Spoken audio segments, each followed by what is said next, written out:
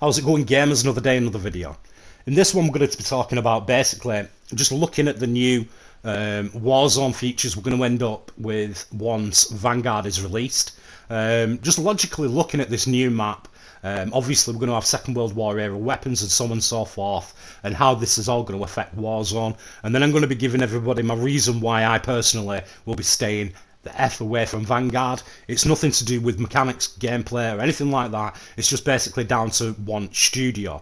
So straight up looking at Warzone and Vanguard, we're getting a new map, and a lot of people are suspecting this new map is going to replace Verdansk. Throw that crap right out of your head. If anything, logically looking at it, this new map is going to be the Second World War map that we're going to be playing on with our Vanguard weapons. I can't see us storming the beaches of Normandy with an anime tracer pack, MP5s, Air Maxes, so on and so forth, right? It's going to be weapons from the Second World War era. And I can't see them implemented into Verdansk with, Modern Warfare and Cold War weapons. I can see, but I highly doubt it's going to happen, Activision being greedy enough to say, look, if you want to play Verdansk, Rebirth and new map, then at the end of the day you've got to buy Vanguard and start upgrading these weapons because they're the new meta. I can see him doing that, but I can also see the backlash from the community really raging. And I think, I really do think Activision and Blizzard know this. So logically thinking, I reckon it's going to be, you've got Verdansk and Rebirth. These are the two maps where we get to play with Modern Warfare and Cold War weapons, and the new map we're going to have, like Warzone on it, well, Battle Royale mods on it, solos, duos, trios, quads, possibly Plunder, possibly various other game mods as well, like Kingslayer, yada yada yada, on that.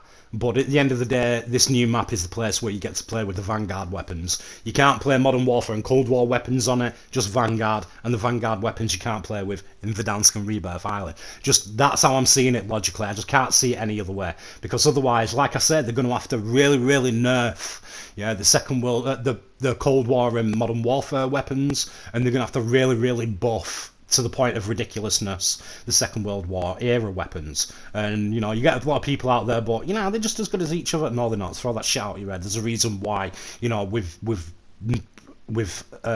got weapons companies who are developing weapons way more sophisticated than what we were using in the Second World War. Let's put it that way. So there's that.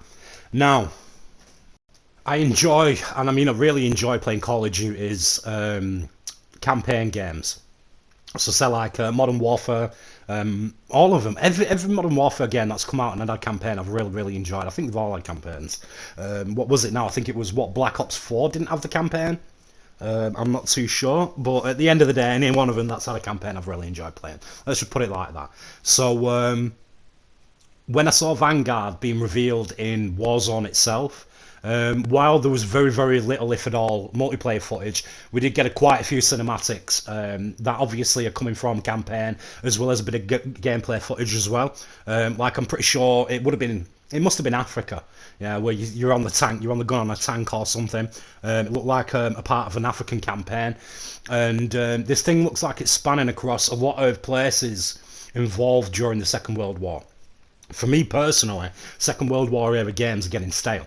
I weren't really into World at War, even though, a lot of people were, and it was a brilliant game. But at that time, I'd been playing a hell of a lot of Second World War games as it is, and I'm at that point again now. We've had them from Battlefield, we've got like War Thunder, Enlisted, and various other, Second World War era games out there.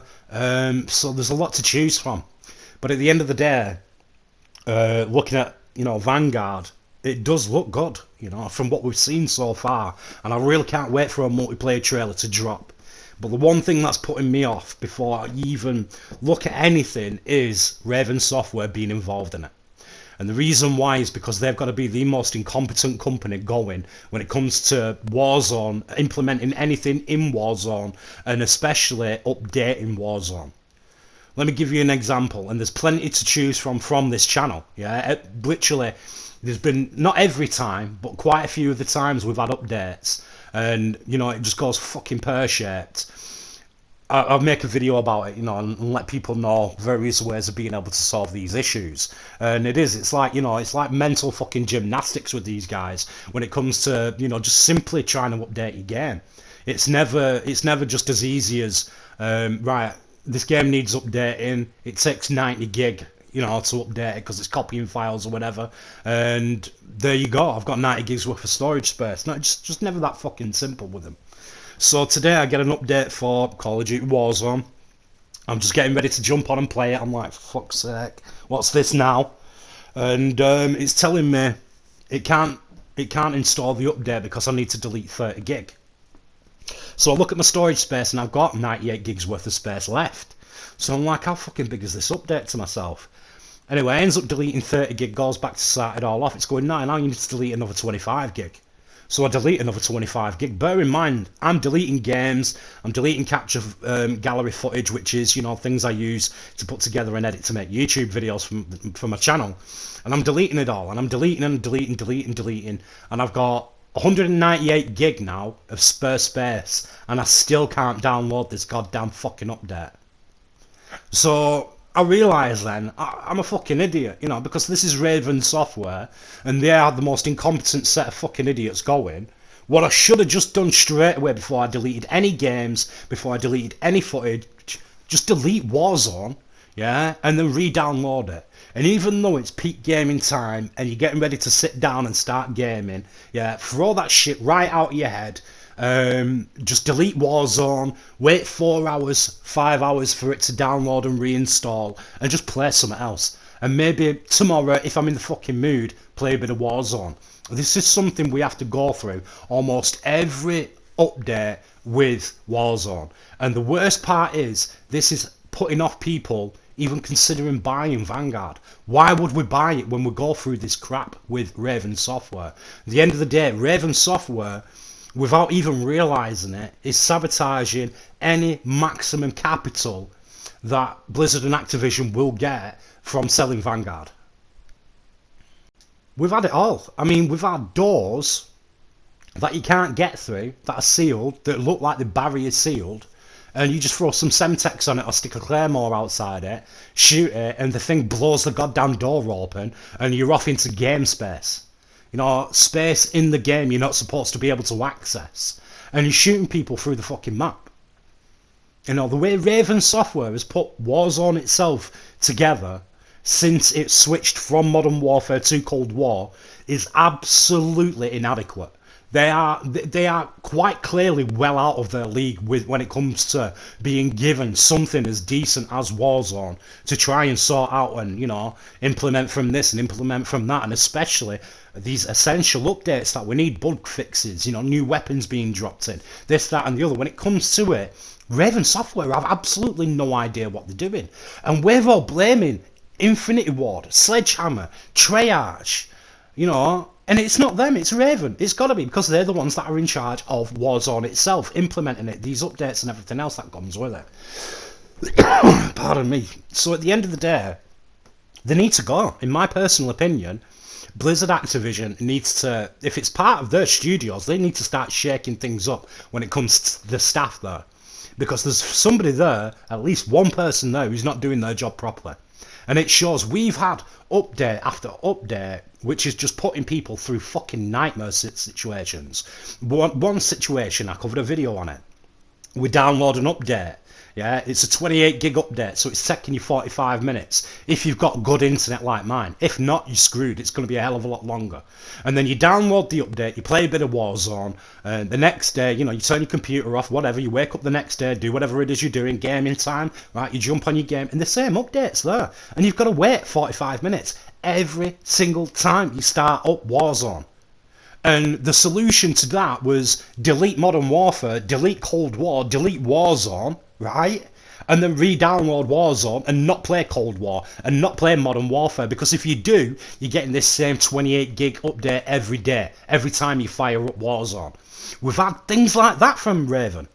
The amount of people that are tagging Raven in problems and situations that are going on Twitter, never mind what their support inbox must be like, it's absolutely disgusting. No gaming studio out there is this bad. You know, Cyberpunk was bad. Cyberpunk was really, really bad on its release. But at least, you know, the company's handling it and dealing with it. I forget the name of her. You know, we've had quite a lot of really stupid, shitty scenarios with gaming companies out there, but I have never ever seen anything like this when it comes to almost every single update you have for your game, for your product, you know, for your application or whatever. No one can fuck it up anywhere near as good as Raven Software, and for that reason, that's why I'm going to be out when it comes to buying and playing Call of Duty's Vanguard. So if you want a reason not to buy it, there's a perfectly fucking good one. Because in my opinion it does. It looks like, without even realising it, because they are that inadequate, they are basically sabotaging the maximum capital gain Activision and Blizzard will get from Vanguard if they carry on doing what they're doing. Can you imagine this happening a few days before Vanguard gets released? Or, you know, before the pre-orders go live, which they have done already. You know, me by now, I'd be like, if I pre-ordered it, I'd be like, you know, I'm going to be going through this again and again and again with these guys. Nah, forget that. I ain't paying 60 quid to go through that all over again. So, at the end of the day, nothing to do with multiplayer. Nothing to do with what I've seen in the campaign. Nothing to do with maybe zombies or special operations that they'll implement in it. Nothing to do with any of that. It's just down to the fact that fucking Raven Software cannot do their job. At all. They're incapable. And that's the reason why I'm out when it comes to Vanguard. Anyway, that's the video. Thanks for watching. If you enjoyed it, hit that like button. If you disliked it, hit that dislike button. At the end of the day, leave your comments in the comment section of, you know, are you going to end up getting Vanguard? Are you sick to death of these updates with Warzone? What else do you want to see implemented on Warzone on top of what we've already got going? You know, so on and so forth. What weapons do you want to see dropping in Vanguard?